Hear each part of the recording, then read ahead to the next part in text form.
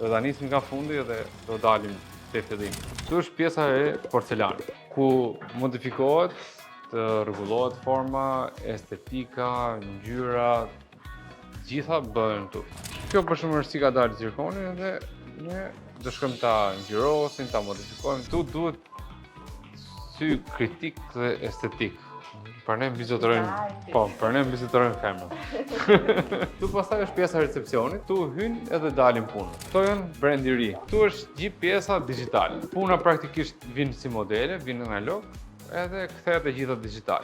Është një program që është Exocad, ku t'jep mundësinë që ti të modelosh këto, le të themi, punime që gjenerohen nga këtu, gjenerohen në file STL, ku pastaj mund të dërgohen te makineritë që do të shpjegohet se si funksionon ajo pjesë pastaj. Kur ne kam hapur laboratorin, është bërë gjitha me dorë, edhe nuk kishin kjo lloj teknologjie.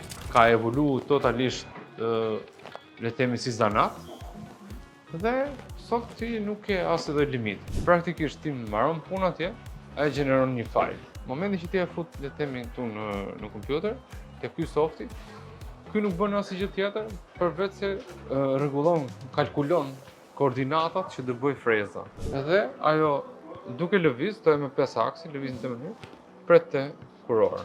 Edgar është menaxherja e Alçis ose modeleve, le të themi. Këtu është zanafilla. Mjeku procedon me marrjen e masës. Ai merr këtë, që kjo është negativi i masës, edhe ne pastaj e derdhim edhe e kthejmë në pozitiv.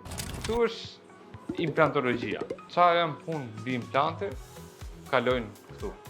Këtu janë 4 implante. Po ta shikosh, shikon vrimat të këtyre? Edhe kjo. Kështu lëviz kështu do ta ngjisim ne me këtë. Do jetë një trup, le të themi. Do t'i rregullojmë edhe pjesën e gengivës këtu, ta bëjmë roste që t'i imtojmë gengivën e njeriu, edhe pacienti u bë me dhëmbë. Kjo është Alan Ford. Kjo është Alan Ford.